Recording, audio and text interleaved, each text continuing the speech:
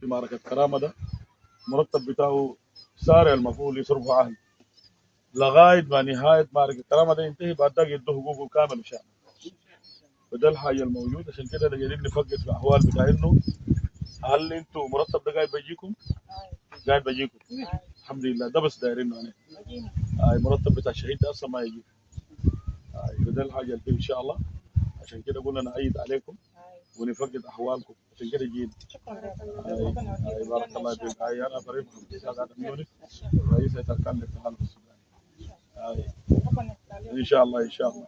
عشان كده جينا نسلم عليكم ان شاء الله ونعيد لكم. الشهيد ده متزوج ولا ما متزوج؟ ما متزوج. انا سنة اخوات شغال. ربنا يديم الصحه والعافيه ان شاء الله. بارك الله فيك.